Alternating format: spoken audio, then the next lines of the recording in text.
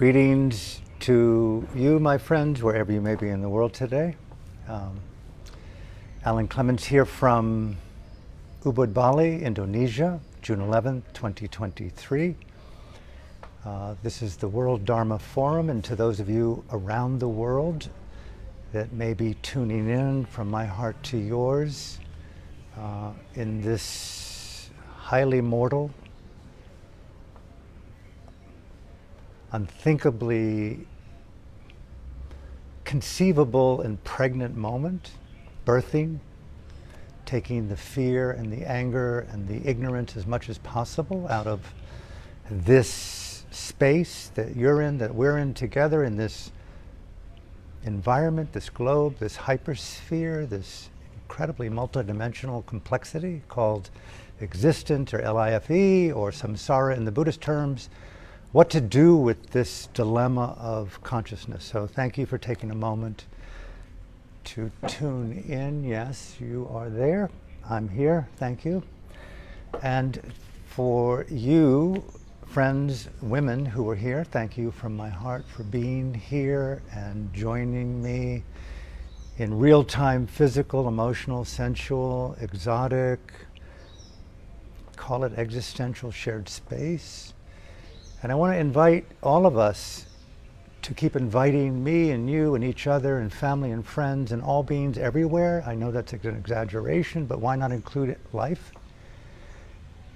To talk to that place in our heart as we would imagine, if you have the gift of a lover, a friend, an incredible Dharma, Dhamma savant, someone who speaks from the voices of the depth of soul and consciousness to you, to unfold and stop silencing the ghosts of deception, the ghosts of deception, the ghosts of deception, and the ghosts of self-deception that come out in kind of organic puppetry that call it the allure of Mara, when in fact they don't liberate unless you bring what? Bring the best of yourself. That's all I'm saying. Bring the best of yourself.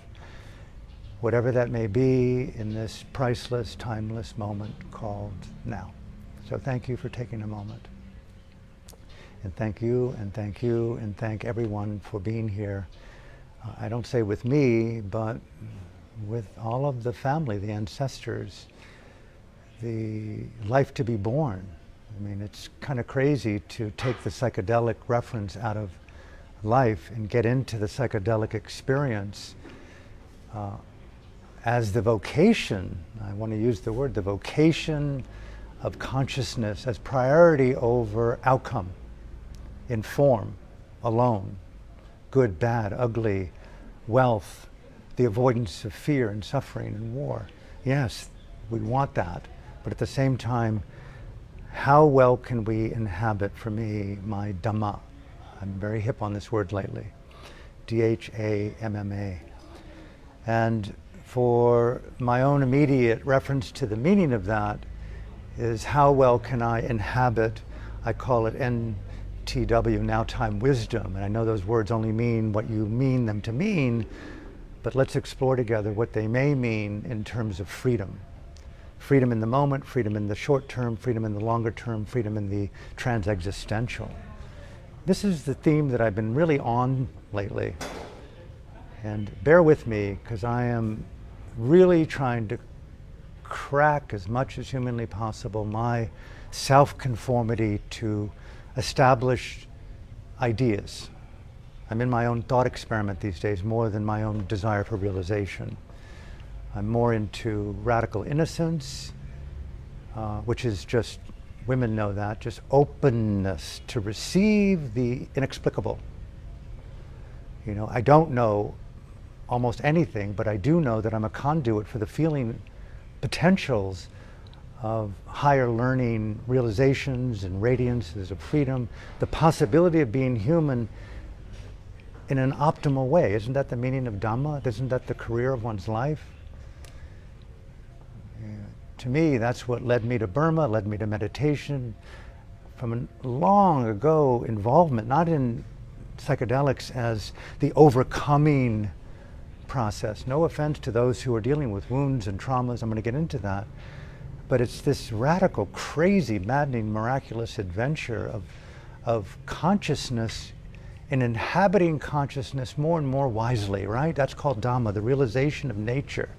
Not my nature, but the nature of this embeddedness that we are unoptionally inhabiting constantly against my own will. And that's a very, very, please take a gentle seat, my friend. Oh, you look very familiar.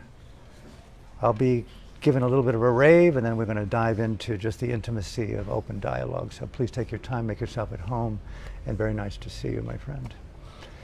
And this inhabiting of Dhamma is primarily my vocation. I don't know about you, but each of us have a kind of what they call a locus of enunciation, where I have the right to speak about something because I've lived there. That's my topography, that's my environment. And I would invite you to kind of really look carefully at where do you find yourself coming alive and to crack the conformity, encasement of expectations and expected judgments. If you really just took off your fucking clothes and not exposed but revealed the beautiful nakedness of your natural body, how is that? Why is that? Why do we enlist ourselves in these taboos? I'm not saying take off your clothes. I'm saying take off your clothes. You know, what else is meditation? To live in conformity with cultural conditioning, parental conditioning, capitalistic conditioning, colonial conditioning. Fuck that conditioning, right? It takes rad courage. RC. Where's your rad courage today, Alan? To speak the truth of your own vulnerable innocence, to awaken to something you haven't known. Another way of looking at cracking the conformity of self-expectations that diminish you. These all sound like words unless you feel this dissonance of the soul. The Buddha called that dissonance of consciousness on a very nuanced vibratory level, on a medium level, on a high traumatic level of radical distress, losing a child, for God's sake, either in pregnancy and or in birth. Called it dukkha, D-U-K-K-H-A, dukkha, a very extraordinary word. And it's a Pali Buddhist word, but it's not Buddhist at all. It's just really, again, speaking to the translation of these isms and culturalisms and religiosisms into felt, numismatic, experiential, observable experience. Dhamma is an observable, experiential experience in the now, in the near vicinity of the now, like an hour from now, is very close to right now. And you can intuitively feel what you may or may not do 10 minutes from now, an hour from now. Many of us have premonitions of tomorrow, right? Many people I've met have very active relationships to so-called previous moments of life, where all of a sudden through meditation and psychedelics and intimacy and sensuality, they awaken to memories that were latent, right? Silencing, unsilencing memories, unsilencing traumas, right? Unsilencing freedom, unsilencing potentials of realization, not just past historical struggles, which is a very strong proclivity of Western capitalistic psychological assessment of what mom and dad didn't do. No offense to those of you who make a living doing that. But I'm an amateur, I'm not an expert. And the more that I can stay in the amateurness of my empiricism, the more likely I'm going to be innocent to awaken to things I haven't known.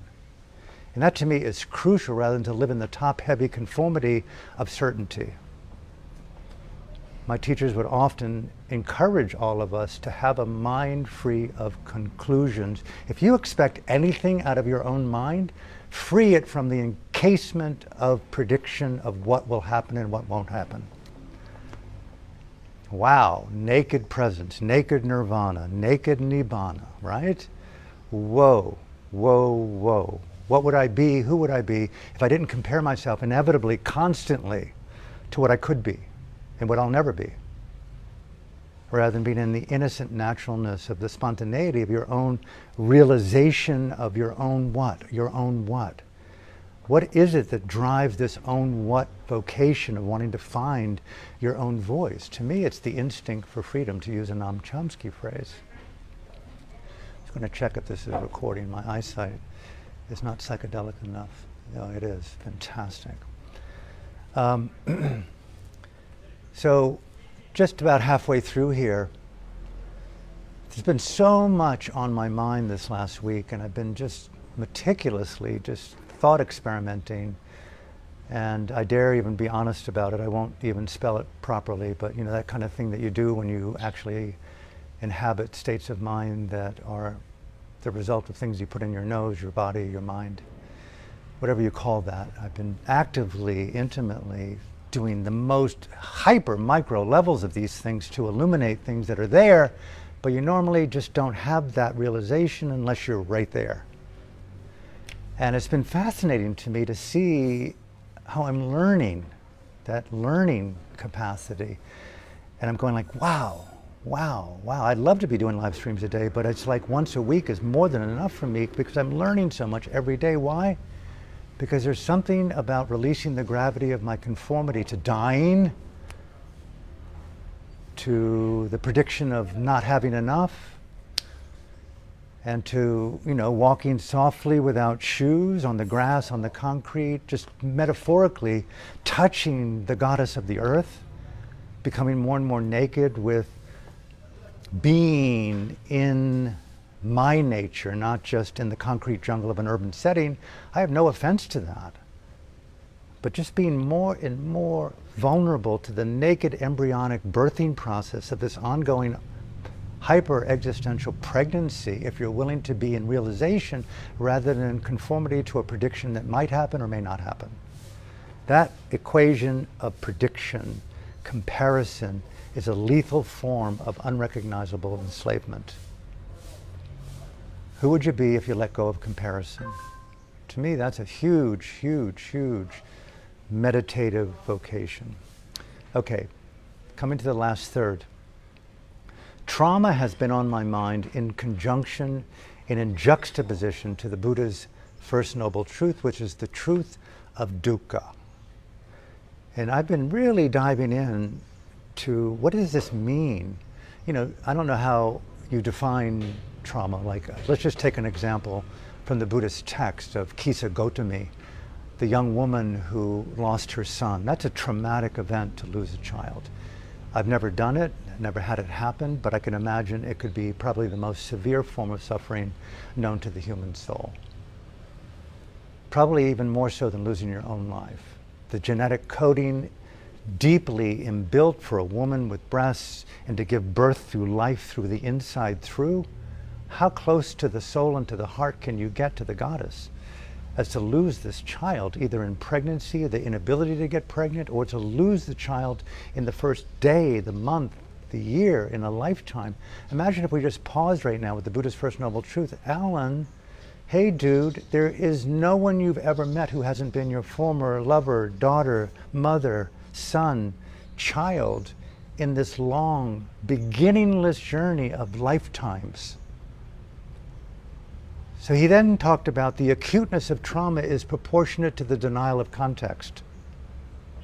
What if that child was everyone's child right now who's being lost and died? Whoa, whoa, what a different relationship to my suffering versus suffering.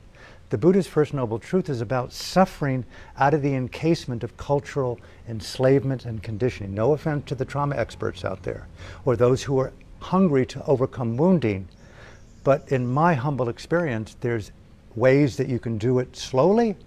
There's ways that are culturally embedded as efficient and spiritually correct, psychologically correct, psychedelically correct. And there are ways that are trans-culturally conditioned or expected that in many ways may be a little bit more difficult in the beginning, but the results are radical in the short term after the immediate present. And that's where I have taken up the word meditation and Dharma, the first noble truth with regard to trauma and wounding, is that, you know, for example, in the Buddhist tradition, I was looking this morning of a story of Kisa Gotami. And she's often used as the most contemporary example in ancient texts of trauma in relationship to the First Noble Truth. She lost her son, and an elder man saw her weeping and crying and asked what could be done.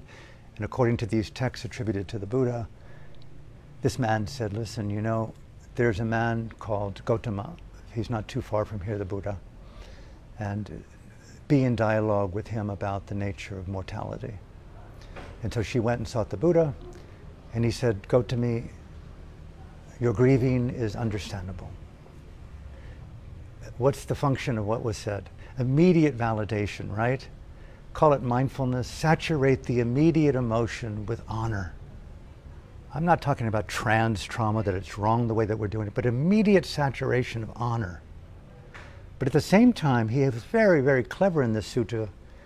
He said, Gautami, if you can go to a home and find someone who has not experienced death, I'll bring your son back to life. The next function was radical encouragement on an existential plane. Not trickery. Skillful means to take what I translate as something's gone wrong, but maybe not in the way that you're framing it. In yourself, to naturalize the emotions of extreme grieving based upon the trauma of losing your child. Again, the hyper-naturalization of that. Your grieving is absolutely understandable. What a beautiful gift in therapy, in psychedelic-assisted therapy, in meditation teachers, right, in friendships. Pure validation, but without essential agreement that the way in which you're crying is the way in which it should be done. There's a respect for it, but at the same time, oh, Gautami, Kisa, find a home where there is no one who's experienced death, and I'll bring your child back to life. I'll restore your sanity on the terms maybe of you restoring it. He's not saying I'm going to bring the child back to life. I'm going to bring the child, maybe metaphorically, in your own mind back to life. Okay, so it's a very interesting existential form of psychotherapy. And those who are in the psychedelic world will know that maybe the words and the way in which we frame things aren't the way in which we necessarily hear them. Whoa. She went to home after home, and everyone said, I'm so sorry, Kisa, but I've experienced death in this home. And she went through 10, 20, 30, 40 homes. Every home agreed that we've known death. What an experience. And just if I were to pause right now and go around the whole world in my mind, yes, my mom and dad weren't efficient enough in their psychological understanding to treat me in a way that my cultural conditioning was basically meant to be. But pause, I'm going to be Kisa Gautami. I'm going to go around the world in my own mind on a psychedelic, a low dose of ketamine, psilocybin, acid, meditation, love, openness, discernment, radically inhabited now-time wisdom, the psychedelic of now-time wisdom, discernment. Wow, where in the world could I find someone who's not experiencing death right now? The 250,000 people right now that are dying, often unannounced to them that the next breath will not occur, all obviously have families, to state the obvious. Even orphans have families. All the ancestors that have died. In all countries, all continents, all time. Imagine if we brought this story of the Buddha's teaching to all time, all people, all animals, all birds, all trees. And you're going like, oh my God, I'm not even on a low dose or a medium dose or a high dose, but I'm opening my mind beyond the cultural enslavement of a conditioned belief of how the suffering is valid. And it is valid if you keep a myopic, in the Aristotle cave, I'm looking at the shadows of cultural projection. Turn around, my friend. Turn around, Kisa. Turn around, Gautami. Face the radiance of a, right? Whatever you want to attribute that sun to be. The radiance of truth, of nature, come out of the darkness of a cave, right? How do you look at these things? And all of a sudden you're going, wow, death is inbuilt to the system. Set aside interdimensional transition. the cultural preoccupation, and I say this with a fair degree of respect, and I want to say the word, I'm dying and you're not, but it's not true. You're dying as fast as I'm dying, but at the same time, we're all rebirthing, right?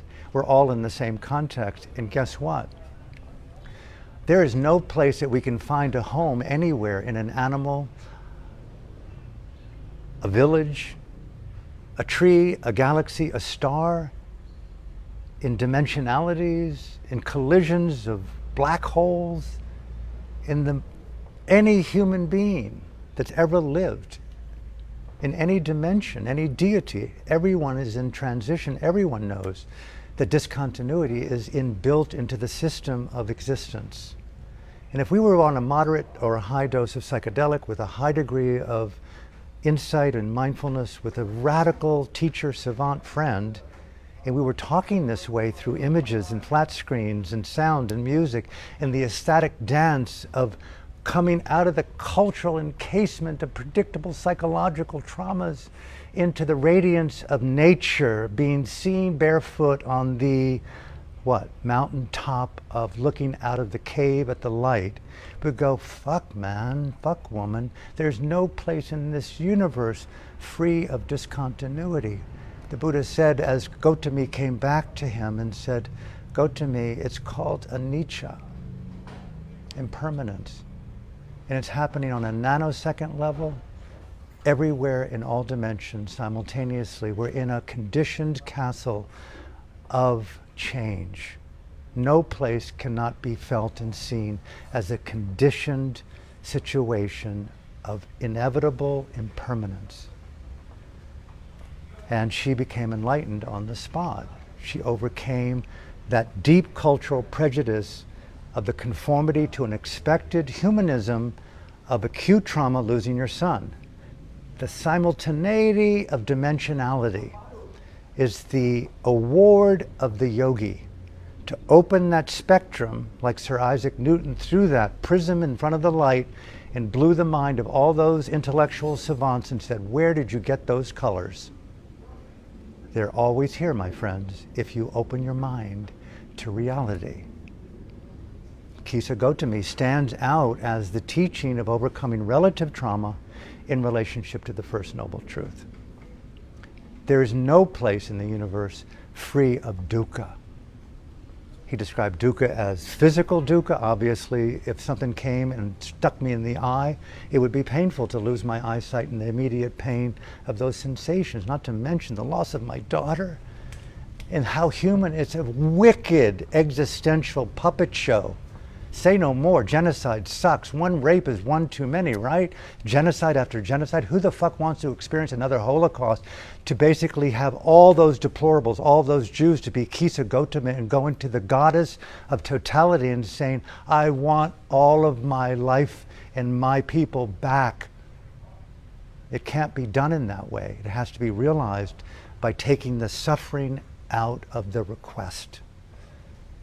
What is true existential healing became for me the priority of my presence. I'm not saying dismiss relative psychotherapeutic or psychedelic oriented wounding and overcoming that. My mom and dad were so patient with me, but I refused to participate in any vilification of them. Rather, my shortcoming was silencing my fucking arrogance, silencing the ghost of my pride, silencing the ghost of my trauma that metastasized into attitude of making them in any way responsible for my psychological being. And they were patient enough with me, even post-enlightenment, to go, I think in time, if you were to become a parent, you would see that, Alan, all of us live with shortcomings. All of us had parents. This world is imperfect. Didn't they teach you that in Burma? They didn't even have the need to ask, Alan, where's your gratitude for all those years of being held in your mother and father and your aunt and uncle and grandparents' arms? How many times you sucked a nipple and never said, thank you, Mom? How many times you were fed? How many times you were picked up when you cried? How many times that I absconded from the most simple state of consciousness. I was enlightened, but had almost no gratitude. What an oversight. And I don't say that to, in any way, reverse shame anyone. This is my journey. I miss my mother and father. I hardly would ever imagine perceiving neglect, knowing my neglects, knowing the road that I've lived up to this stage of my life, and the successions and denials, and have I silenced my own inability to manifest compassion and empathy, all the trauma that I've caused in my own stupidity and arrogance. Yes, there's been causes. From no beginning can you find a first cause to dukkha, the Buddha said. You can't pin the blame on anyone. It's anatta, he told Kisa Gotami. There is no central, subjective, permanent source that you can pin blame on. It's contextual. The dilemma of conditioned existence is called the solution to the dukkha. The third noble truth, and I'm going to end here, we'll open it up to questions if you have any. One of the most beautiful words, and I've been going on about it, not enough though, is the word nibbana. And it's Nibbhana, and it's sort of Sanskrit equivalent, nirvana, for whatever let them be interchangeable. But however, and the way that I'm experiencing it in my thought experiments is one, radical self-responsibility to decathex from culturalisms and expected conditionings of sources outside of myself as being the problem rather than me, basically inhabiting the radiance of coming out of the cave of my own denial. I hope that makes sense.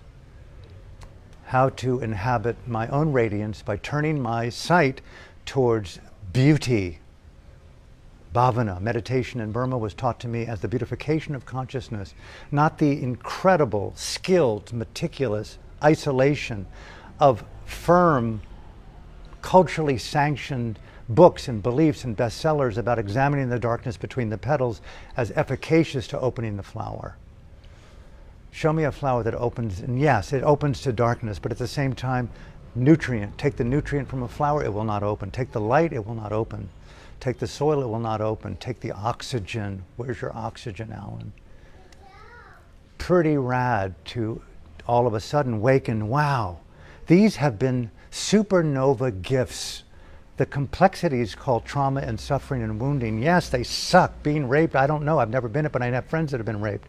I've seen genocide up close. I've seen war. I've seen my own dukkha from my own so-called traumas. But at the same time, I've turned and faced the light and overcome this prejudice to identify and blame other in any way or hold them responsible for the, I know it's inbuilt and you can see it in all the various MRIs and sort of brain tests that go on to see the neuroplasticity or the lack thereof, the neurotoxicity of what mom and dad and other people didn't do well enough because I am now dysfunctional based upon unrecognized, subjugated, repressed trauma that leaves me numb or freaking out and pleasing, all those various attachment styles. No offense to those who make a living doing that, and breath work and all the various psychedelic assisted transformational overcoming trauma therapies that are out there. Ka-ching, corporate Pfizer, Moderna, all behind it, no doubt. And yes, there's good people out there, and we can be imprisoned in our own cultural slavery and call it transformational wisdom. Spiritually Incorrect, Wednesday, June 14th, Yoga Barn, 7:15. It's $1,000 a ticket. If you really want to get down, save yourself a lot of money, just come out. It's an hour and a half of trans-psychedelic, trans therapy offered freely. Blessed is Colleen at FabX and Meg at Yoga Barn for believing in exactly what I'm sharing in their own way to sponsor this event. I can't wait for it to happen. And so here we are. I'll close with this. The Buddha looked at Gotami as I interpret this text. You have every right, Gotami, to inhabit the elegant naturalness of your own suffering. And who are those people out there who include the word and? Taking it off of convenient, culturally, psychologically sanctioned targets. I'm going to repeat this and I'll stop. Mom and dad are the last people, unless it's been so radically inbuilt in the trauma that you cannot live without the configuration of what those assholes did and didn't do. I mean, really went at you. Beat the fuck out of you, put you in your room, locks and chains, threw you out of windows, killed your dog in front of you. I know people who've had that happen. It wasn't me. That's trauma. Then you go back to those motherfuckers and the new therapy is going to be shoot them. Don't take it personally. Shoot them with truth, not with a gun, right? You can imagine the next generation of kids waking up to the trauma of what parents did. The hyper generation of like no bullshit therapy, blow them away, right? No joke intended, but where are we going with that story? Take them off the crucifix of your own denial and go like, fuck man, I would not be who I am, even the best of me, who's making a living on my PhD and my books and my bestsellers, and now that I'm an expert, if it wasn't for you to be intolerant with my arrogant ass, despite the trauma that you created in me, I would not have an industry, I would not have a job. However, what does it mean to inhabit with the psychedelic a more dimensional understanding of how the suffering is arising in my own consciousness, despite the fact that now that I've healed with my mom and dad, I'm still an asshole, I'm still miserable, I'm still at distress. I'll stop here. When I was in Hawaii, I had a great teaching that was trans-Buddhist. I was with my partner at the time. We were swimming off the bay somewhere on the north shore of Oahu, and we saw some local hunters of octopus, whatever the plural is of those creatures with 8 human suction cups on these long arms that just grip anything with incredible stealth. And so they had no weapons with them though. I went out there with my goggles and my fins and followed them from behind, and what did they do? They could see an octopus about 20 foot down on a rock. They'd go down, what did they do? Took them arm by arm off the rock. No resistance, except that black ink. And what did they do with these fucking things? They didn't put them in a bag. They put them on their back. And what did the octopus do? I'm home, baby. I can't wait for the next session next week at 4 p.m. I'll pay you $500 to overcome the trauma of my security being enhanced by sticking to something that I shouldn't be sticking to. Next thing you do, he saw another octopus. What did he do? Threw it on his back. They even overlapped. They enmeshed. The bonding style was perfect. Octopus to octopus, clinging to each other with the safety and the security and the trans black inking anymore of coming home to their true self. On the security of the most insecure thing in the world, their own personal Stalin, Xi Jinping, Trudeau, Biden, Klaus Schwab, called the back of patriarchy, the hunter, the predator male, right? The greatest pestilent in the universe. 8 or 9 of these octopus on his back, and his friends would have to help him out of the water. They were so heavy. What did they do? One by one, leg by leg, I watched them take an octopus off, cut their fucking head off. I threw up. I went, holy fuck, what a teaching. How we cling to things that we think are safe, right? State the obvious. When it turns out to be the last place in the world, you want to basically do what's natural. I asked myself, and I ask you, what's going on in that suction cup that makes the belief that where I'm sticking to something is secure and safe and joyful and worthy of doing a teacher training on how other people can use their suction cups to feel at one with something that's truly safe. Call it a boundary. I mean, go there, because I have it in me too, because joy isn't a trustworthy state of mind to believe in safety. Suffering through anguish and trauma is a clear sense. I don't want to experience this incredible pain. But those octopus are not experiencing pain. even having their heads cut off. So the dilemma of safety, the dilemma of the misdiagnosing, the mislabeling of conventionally agreed upon sanctioned protocols of overcoming suffering called trauma or wounding or systemic dysfunctional assessment psychotherapy. Last point, bhavana, the beautification of consciousness, turning around from Aristotle's cave. And what is your radiance? Where is your oxygen? Where is your nutrient? And remember, anicca vata sankhara. I've never been gifted more in my life than understanding the wisdom of non-blame.